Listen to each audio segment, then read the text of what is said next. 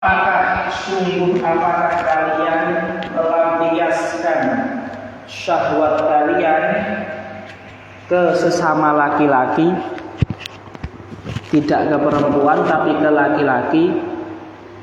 Bal antum qaumun musrifun. Kalau kalian bersikeras seperti itu, sungguh kalian semua adalah kaum yang berlebihan. Musrifun, mutajawizunal halala ilal harami, melampaui batas, menerobos batas halal, menembus yang haram. Jadi batas halal itu dirusak kemudian masuk ke yang haram. Itu artinya musrifun, berlebihan, melampaui batas, kebangetan. Ketika Sayyidina Lut alaihi salam melakukan nahi mungkar, ketika beliau mengatakan antum qaumun musrifun, kalau antum masih melampiaskan syahwat antum ke sesama jenis laki-laki, kan antum itu kebangetan. Karena itu jin aja tidak ada yang melakukan itu. Ya, manusia sebelum kalian nggak ada yang melakukan itu. Ini adalah nahi mungkar. Ini adalah nahi mungkar dari Nabi Lut. Coba antum lihat apa jawaban kaum Lut itu. Bagaimana orang kalau fitrahnya itu kebalik, kalau dia menjadikan kemungkaran itu sebagai sebuah peraturan, undang-undang. Karena kaum Lut ini, yang musrifun ini, mereka itu mayoritas. Jadi mereka bisa memenangkan argumen mereka. Ya, jadi mereka bisa melegitimasi, bisa melakukan pembenaran bahwasanya pelencengan atau penyimpangan yang ada di diri mereka itu yang benar, karena mereka mayoritas. Maka kita ketika melihat kemungkaran di YouTube, melihat kemungkaran di sekitar kita, jangan terus mengatakan itu paling cuma gitu. Kita kan Islam mayoritas, nanti paling juga hilang sendiri. Syariat nahi mungkar itu kita diperintah untuk mengingkari kemungkaran yang ada, apalagi yang qot'i, mutawatir, ijma, itu kita ingkari. Kalau kita diam saja, lama-lama yang mungkar jadi mayoritas, kita baru kelabakan, nggak bisa ngapa-ngapain.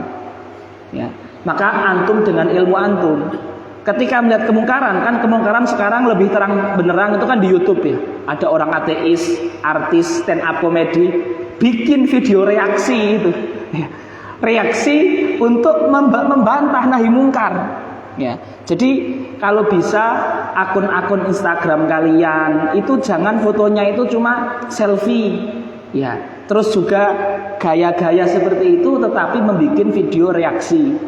Ya, mereaksi guru gembul. Ya, kalau ada video yang liberal itu dibikin biar nanti kemungkaran itu nggak dianggap biasa sama masyarakat. Ya. Jadi ketika antum melihat video kan mungkin kita sebagai santri berperasaan ini kan jelas haramnya, nggak mungkinlah orang ngikuti ini jelas haramnya. Jelas haram itu bagi kita yang santri. Bagi orang yang awam bisa jadi itu mereka belum tahu yang benar seperti apa. Gitu ya.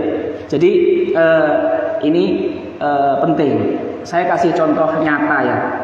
Ketika itu ada video biografi Syekh Ahmad Yasin, Syekhul Mujahidin di Palestina. Cikal bakalnya lahirnya kata Ibul Qasam itu kan Syekh Ahmad Yasin, ya kan? Saya menerjemahkan video tentang biografi Syekh Ahmad Yasin, cuma durasinya 1 menit, 2 menit, durasi 2 menit. Ya, kebetulan video itu FYP ya, yang nonton 500.000 orang. Nah, walaupun akhirnya TikToknya itu kebanet karena ngomong tentang Palestina. Ada teman saya, Ustadz, sudah S2, mondok sudah 12 tahun, bilang ke saya gini, Ustadz, jujur Ustadz, selama ini tuh saya itu suudzon sama mujahid di Palestina. Tak kira itu mereka teroris.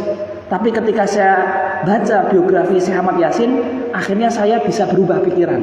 Nah, jadi bayangkan loh, santri 12 tahun, ustadz sudah sampai S2, itu masih belum punya pandangan tentang Palestina, apalagi orang awam, paham nggak?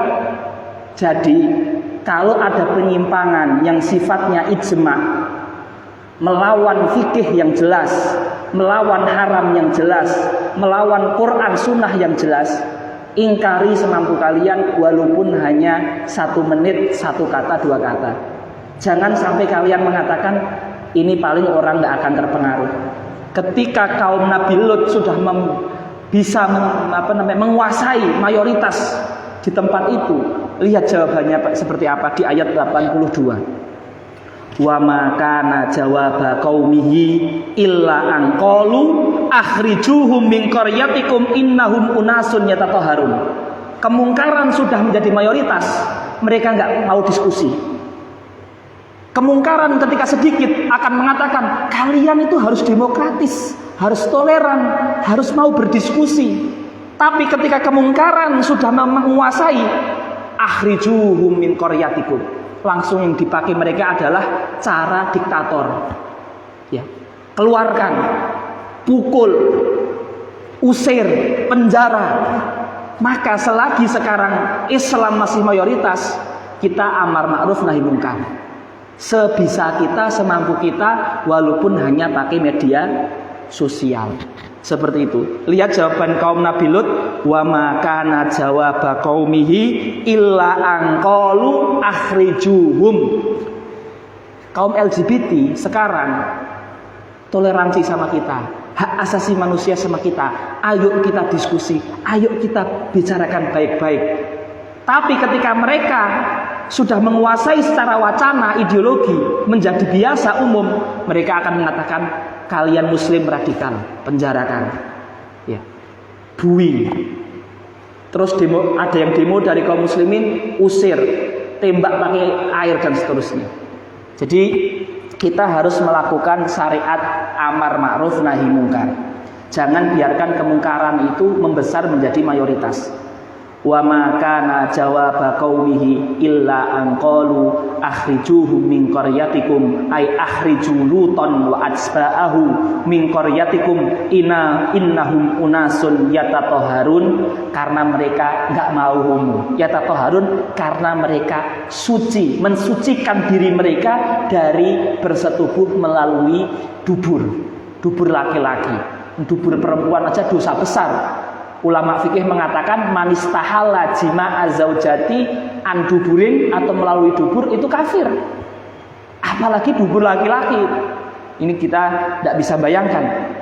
Bahkan ini nanti yang tahu biologi bisa antum cari ya. Katanya hewan pun itu tidak ada yang homo kecuali babi. Silahkan dicek informasi ini apakah akurat atau tidak ya. Yang suka hewan Kismul apa ini ghanam mungkin tahu ya, silahkan dicari ya, Kismul ghanam wal bakor ya, seperti itu informasinya, silahkan antum cek. Tapi itu disebutkan di kitab-kitab tafsir ya, kitab tafsir seperti itu. Wa ma kana jawaba qaumi fa anjaynahu wa ahlahu, kami selamatkan Lut dan keluarganya, illam ra'atahu, kecuali istrinya. Kanat minal ghabirin, kanat minal bagina fil azab. Kenapa istrinya Nabi Lut ini termasuk diazab? Apakah dia lesbian? Tidak. Ulama tafsir menyebutkan istri Nabi Lut ini setiap ada tamu laki-laki ke desa tersebut atau ke rumah Nabi Lut, dia yang memberitahu kaumnya itu ada tamu laki-laki. Ringkus ya, sergap. Dan antum lihat ya, kisah yang viral di Indonesia, seorang warga Indonesia namanya Reinhard Sinaga di Inggris. Bagaimana dia ketika sudah melakukan homo terhadap satu orang, akhirnya dia melakukan terhadap sekian puluh orang Inggris, sampai tidak lagi dijujuki pemerkosa, tapi predator seks. Bagaimana fitrah itu kalau melenceng itu kesananya itu semakin ngeri sekali. Bahkan mungkin hewan pun kalau dikasih akal 5 menit itu gila jadi hewan lagi. Melihat tingkah lakunya si orang yang menyimpang tadi. Jadi Bisa jadi seperti itu loh. Ya, saya mending jadi hewan saja, gak kuat kalau punya akal melihat seperti ini, gitu loh. Jadi itu ngeri sekali. Ya, jadi istrinya Nabi Lut ini diadab karena dia mempopulerkan pemikiran yang menyimpang. Dia memiliki akidah yang salah walaupun dia nggak melakukan. Ini dosanya juga sama. Maka dalam akidah menghalalkan yang haram atau mengharamkan yang halal itu kufur. Menghalalkan zina walaupun tidak zina itu dosa besar, kafir. Seperti itu. Maka ini penting sekali ya. Wa amtorna alaihim matoron, dan kami turunkan baginya azab huwa hijaratu sijil, yakni batu sijil. Ada yang mengatakan ini batu dari neraka, ada yang mengatakan ini tanah yang keras, yang panas, yang menjadi seperti batu. Fa'ahlaktuhum fangdur kaifa kana aqibatul mujrimin. Wa arsalna ila Madyana, dan kami utus ke tempat yaitu negara Madian. Ya, walaupun asalnya ini adalah nama kabilah, dinamai dengan nama Madian, dan Madian ini adalah kakek dari kabilah ini. Wa arsalna ila qabilati Madian, ila qaumi Madian akhahum Syuaiba, Nabi Syuaib. Qala ya qaumi abudullaha ma lakum min ilahin ghairuh. Kalau kita perhatikan, pertama Nabi itu dakwah tauhid, agar orang yakin dengan Tuhan dan yakin dengan syariatnya. Kemudian Quran biasanya memberikan contoh dengan penyimpangan, seperti penyimpangan kaumnya Nabi Lut tentang seksual, penyimpangan dalam timbang menimbang, penyimpangan dalam hal-hal lain. Itu artinya apa? Artinya kalau orang menyimpang dari iman dan tauhid, tidak mengakui Tuhan, konsekuensinya biasanya dalam hal praktek kehidupan itu juga menyimpang. Ya. Jadi ketika dia nggak percaya Tuhan, artinya kan dia nggak punya syariat, maka dia akan menuhankan apa? Karena fitrah manusia itu pasti mencari yang diagungkan.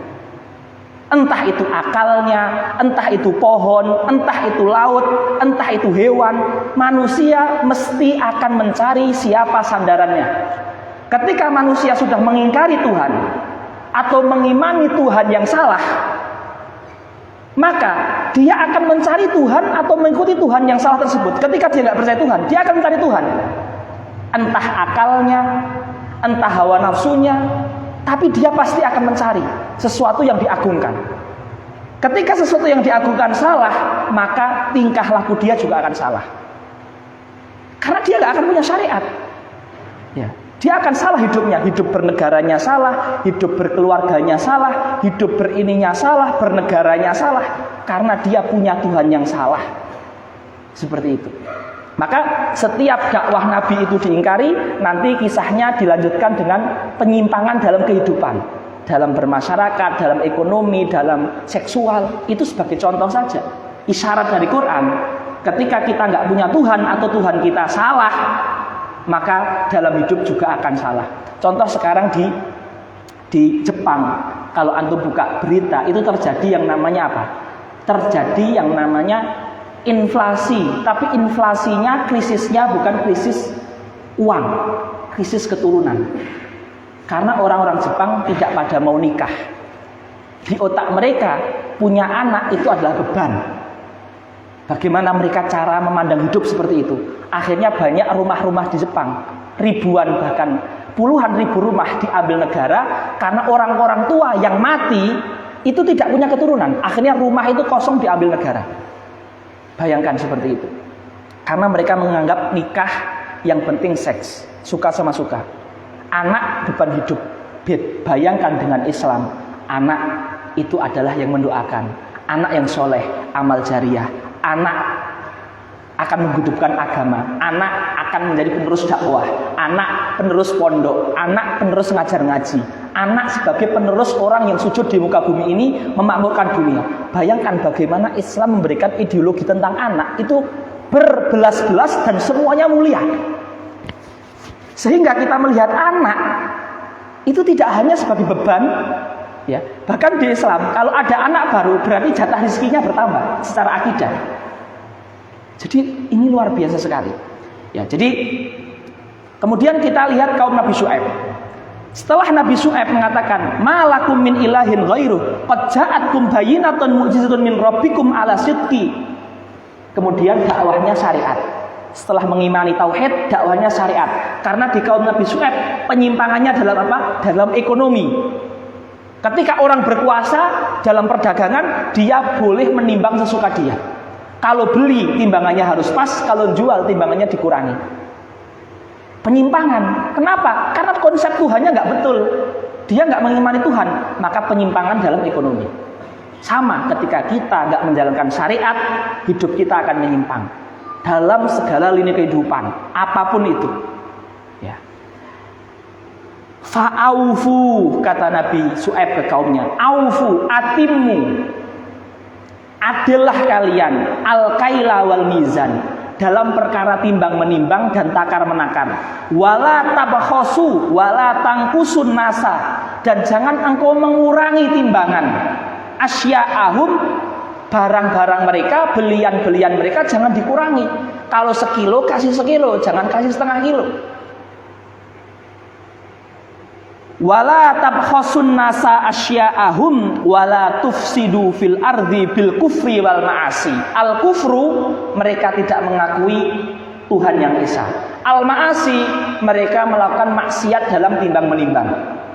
Wala tufsidu fil ardi ba'da islahiha bi ba'thir rusul dzalikumul madhkur, yakni apa? Tarkul kufri wal ma'asi, mengimani Allah, mengesakan Allah. Ya. Khairun lakum in kuntum mu'minina muridinal imana fabadiru ilaih. Jadi ikhwah, yang harus kita pelajari itu adalah akidah kita, berpikir kita. Ya, jangan sampai berpikir kita itu sesat juga. Ya. Jadi kita berpikir bahwasanya, misalkan ya, kalau ada dari kita yang berpikiran gini, Islam itu yang penting sholat sama puasa.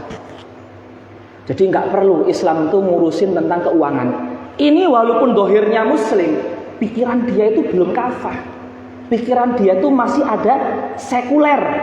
Sekuler itu artinya dunia. Perkara dunia, biar orang yang mengurus, Allah hanya mengurus di masjid saja, mengurus sholat dan puasa dan haji. Tapi perkara jual beli, ya terserah manusia mau seperti apa. Pikiran seperti ini juga akidahnya nggak betul. Karena dia seakan-akan mengatakan Allah itu hanya boleh mengurus sholat kita, tapi Allah tidak boleh mengurus jual beli kita. Allah nggak boleh mengurus misalkan tabung menabung kita. Allah nggak boleh mengurus pasar. Berarti syariat Islam itu nggak masuk pasar, hanya masuk masjid saja. Terus nggak boleh masuk rumah tangga. Yang boleh masuk rumah tangga hanya psikolog, yang mana doktrinnya misalkan pikiran-pikiran barat, kejiwaan-kejiwaan barat. Tapi Islam nggak boleh masuk ke rumah tangga. Artinya perempuan nggak boleh taat sama suami, karena perempuan harus sama-sama suami. Karena Islam di masjid saja. Ini juga secara akidah itu error. Tauhidnya nggak benar kalau pikiran kita seperti itu. Jadi Islam itu masuk di ranah hati, masuk di ranah pikiran, masuk di ranah amalan sehari-hari, masuk di ranah rumah, masuk di ranah suami istri, masuk di ranah pendidikan anak, masuk di ranah jual beli di pasar, masuk di ranah dalam kehidupan bernegara, bertetangga, berdesa, berkecamatan, berkabupaten. Islam itu masuk ke semua ranah. Karena ketika Allah mengatakan al-yauma akmaltu lakum dinakum, telah kami sempurnakan agamamu, artinya seluruh petunjuk kehidupan itu telah disempurnakan melalui Quran, dan penjabarannya ada di hadis, dan penjabarannya sama ulama ada namanya qiyas. Karena dengan wasilah qiyas yang ada di sulfik, semua permasalahan sampai hari kiamat itu bisa dikembalikan ke Quran dan sunnah. Jadi itu makna al-yaum akmaltu lakum dinakum. Jadi jangan sampai kita punya keyakinan akidah, kalau urusan hidup pergaulan ya biar kita senang-senang, toksik senang-senang, candu senang-senang, terserah kita. Islam juga mengatur dalam pergaulan juga, dalam semua lini kehidupan. Dan ini masalah akidah ya. Bahaya kalau kita sampai meyakini Islam hanya di lini tertentu saja. Ini bahaya sekali. Baik. Kemudian salah satu maksiat juga yang ada di kaumnya Nabi Syuaib adalah mereka membegal, mereka memalak, Ya, mereka menyebarkan ketakutan. Ya, kalau di Klaten itu namanya apa? Kelitih, ya kan? Seperti itu. Kelitih, seperti itu. Wala taq'udu bikulli siratin tariqin tu'iduna tukhawwifuna nasa bi akhdhi thiyabihim au bil maksi minhum. Al maksu itu artinya adalah pajak. Ya. Karena pajak itu kalau kita lihat sejarah munculnya pajak atau pajak fil fiqhil islami, pajak itu asasnya adalah darurah. Jadi ketika misalkan zakat yang diambil dari orang kaya tidak mencukupi, ketika misalkan hasil bumi seperti garam, emas, perak, minyak, ya kalau di Zubat itu disebutkan kayak garam, kayak emas, kayak ma'adin, itu pada hakikatnya itu adalah hak negara untuk mengurus, kemudian untuk kesejahteraan rakyat. Maka rakyat itu hidupnya dari tambang-tambang tersebut, dari zakat-zakat orang kaya, kemudian dari wakaf-wakaf orang kaya, kemudian ya itu sumber-sumber yang sudah disediakan oleh syariat. Tapi ketika suatu masa pemimpin itu misalkan zalim, sehingga uang-uang tadi tidak bisa ditasarrufkan dengan semestinya, maka secara darurat itu boleh diambil yang namanya pajak.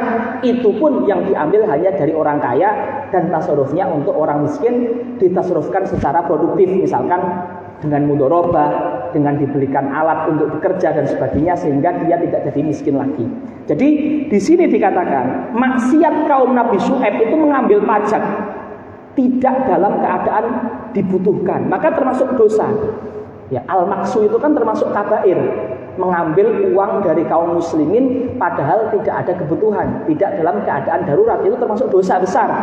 Dosa yang dilakukan oleh orang yang memiliki kekuasaan seperti itu. Lah, maksiatnya kaum Nabi Syuaib salah satunya adalah mengambil pajak dengan batil, mengambil pakaian-pakaian, membegal, menakut-nakuti orang. Dan itu sudah menjadi umum di kaum Nabi Syuaib. Bayangkan ya, kalau sebuah negara itu mayoritas adalah kriminalis seperti di El Salvador.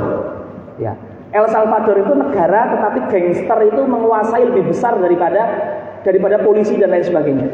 Ya, bagaimana negara dengan tingkat pembunuhan kriminal atau negara paling mengerikan di dunia.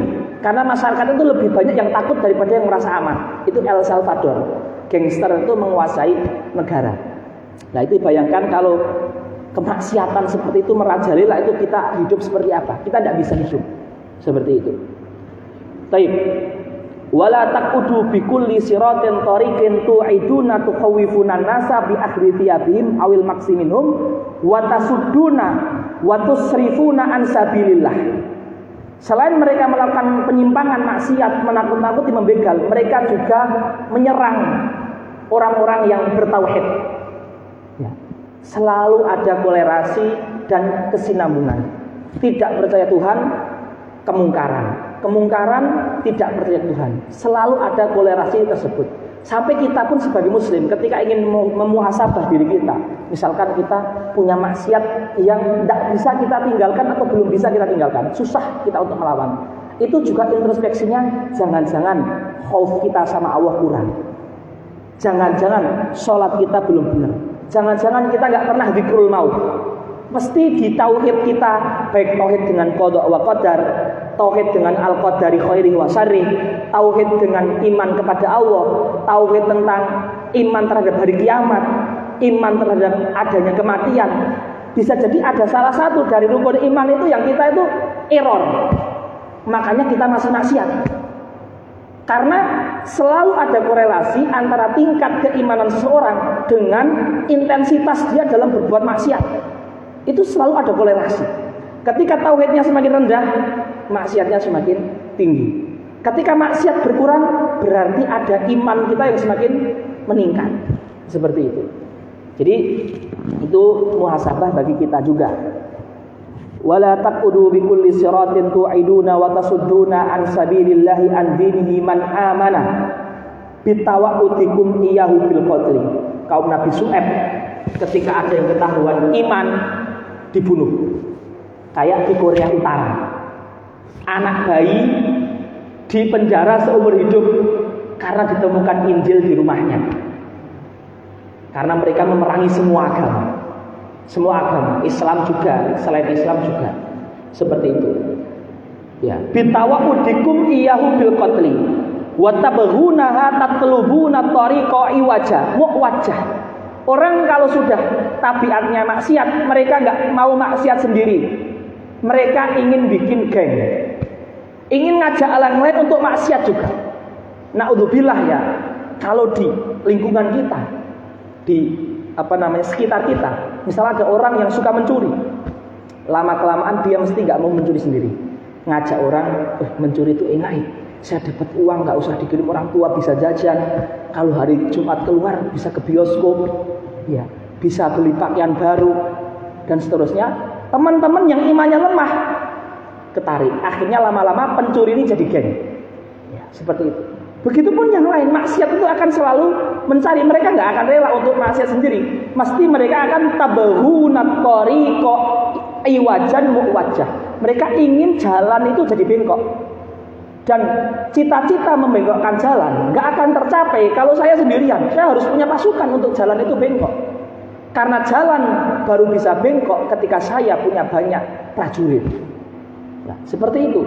Jadi ini kemaksiatan itu juga akan selalu mengembangkan dirinya. Wadkuru id kuntum qalilan fakatsarakum wanzuru kaifa kana akibatul mufsidin qablakum bitakdzibihim rusulahum ay akhir amrihim minal halak. Ayat terakhir di juz 8. Jadi kita hatam 8 juz, alhamdulillah. Wa in kana ta'ifatun minkum amanu billadzi ursiltu bihi wa ta'ifatun lam yu'minu bihi fasbiru intadhiru hatta yahkumallahu bainana wa bainakum bi inja'il muhiqqi wa ihlakil mubtili wa huwa khairul hakimina a'daluhum. Kata-kata fasbiru, kalau kita lihat kisah para nabi, enggak semua nabi itu berhasil memiliki pengikut yang banyak. Jadi keberhasilan dakwah kita bukan karena banyak sedikitnya pengikut. Keberhasilan dakwah kita bukan karena majelis taklim kita jadi besar. Keberhasilan kita bukan follower kita centang biru atau dapat silver atau gold. Tapi keberhasilan dakwah kita ketika kita sabar dalam jalan dakwah sampai meninggal dunia. Maka Rasulullah mengatakan, yub'atsu nabiyyun wa laisa ma'ahu ahad wa yub'atsu nabiyyun wa ma'ahu wahid, dan seterusnya. Au kama qala Rasulullah, dibangkitkan nabi dan tidak ada pengikutnya, tapi dia nabi, dia sukses, husnul khotimah nabi, tapi dia sabar sampai akhir dakwahnya. Jadi parameter kesuksesan dakwah bukan dengan materi, karena dakwah sendiri itu bukan perkara materi, dia adalah perkara akhirat. Maka sesuatu yang akhirat, parameter dan neraca suksesnya, timbangannya bukan materi. Akhirat ya timbangannya akhirat. Apa suksesnya itu? Sabar sampai mati, sabar sampai akhirat. Ya. Maka kita yang dakwah, kita yang menyebarkan kebaikan, kita yang menulis, kita yang berdakwah melalui tulisan, melalui khutbah mimbariyah, melalui apapun itu video dan sebagainya, jangan sampai kita putus asa gara-gara tidak mendapatkan pengikut yang banyak, pendengar yang banyak, donatur yang banyak, dan seterusnya. Tapi ingat di ayat ini, fasbiru wa in kana ta'ifatun minkum amanu wa ta'ifatun lam yu'minu. Ada yang memfollow antum, ada yang enggak memfollow antum. Ada yang daftar di majelis antum, enggak ada yang mendaftar di majelis antum. Fasbiru, sabar. Ya, sabar, tetap dakwah, tetap taklim, tetap menulis, tetap mengajar, tetap menyampaikan. Hatta yahkumallahu bainana, sampai kita mati. Nanti di akhirat orang yang benar akan mendapat kebahagiaan yang kekal, orang yang salah akan disiksa dengan siksaan yang kekal. Orang yang kafir maksudnya. Jadi isbiru. Seperti itu, isbiru hatta yahkumallahu bainana wa huwa khairul hakimin a'daluhum. Harus kita yakini Allah Maha Adil. Allah memberikan apa yang kita butuhkan. Setiap sesuatu ada hikmahnya, bukan yang kita inginkan. Maka ketika kita mulai goyang, kok tidak sabar menghadapi tantangan dakwah, pengikutnya sedikit, terjadi penolakan, ya, maka kita harus mentajdid iman kita lagi dengan mengingat-ingat nama Allah. Allah Maha Adil. Huwa khairul hakimin. Huwa sayahkumu bainana fil akhirah. Akhirat itu kekal, dunia hanya sementara. Seperti itu. Wallahu taala a'lam bishawab. Allahumma arhamna bil Qur'an wanfa'na bihi. Walhamdulillahi rabbil alamin. Wassalamualaikum warahmatullahi wabarakatuh.